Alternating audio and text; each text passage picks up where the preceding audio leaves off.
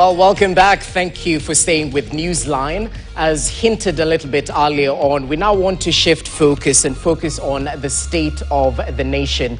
In less than 48 hours on Thursday, President William Ruto is set to give his State of the Nation address, highlighting key developments under his administration. Naturally, the president is mandated by the Constitution to address the nation every year and give a status update on the country on three key areas. That's national security, national values and governance, and the progress in delivering the nation's international obligations. So expectation is definitely rife, bearing in mind the sort of year 2024 has been, especially for the Ruto administration. What exactly are you anticipating from the head of state in terms of his deliverables when it comes to the promises he gave on the campaign trail? So much to talk about, so little time. And that's why I'm joined by an eminent panel. A lady and gentlemen join me in studio. Diana Gichengo is the Executive Director of the Institute for Social Accountability, TISA. Asante sana for your time. Karibu. Asante sana, Joseph. Thank you for your time. Equally joined by Eric Theuri, who is the 50th President of the Law Society of Kenya. Wakili, karibu sana to our studios. Thank you for your time. Thank you for inviting me. Asanteni. So we definitely anticipate a lot from the President's State of the Nation address, perhaps starting with what he said last year. He mentioned that Kenyans should tighten their belts, saying this administration is caught between a rock and a hard place in terms of delivering the promises amidst tough economic times. A year later, what is the state of the nation? Diana, briefly, let's begin there.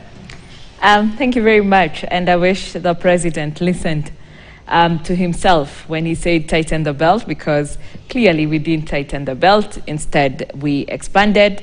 The president and the government tried very hard to push to ensure that we had, say, for instance, the chief administrative secretaries. At least we saw, after the Gen Z, a progress towards reducing the deficit, the budget deficit, but not quite. Yeah. The borrowing has gone up. And imagine, even after promising us that there will be no advisors, people who are fired from cabinet were appointed as advisors. So this is what we are expecting from the State of the Nation, is a government that reflects and finally listens to the people and the public interest, because it is truly the national interest.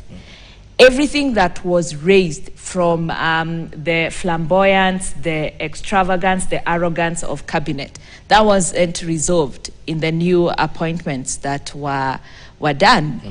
Act on corruption, that wasn't done. Reject any new revenue-raising measures, that wasn't done. We are about to go and attack the digital economy, or deal with extrajudicial killing. They increased.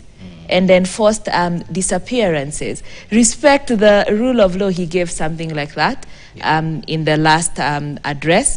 Made promises around the food sector and how much that is going to improve.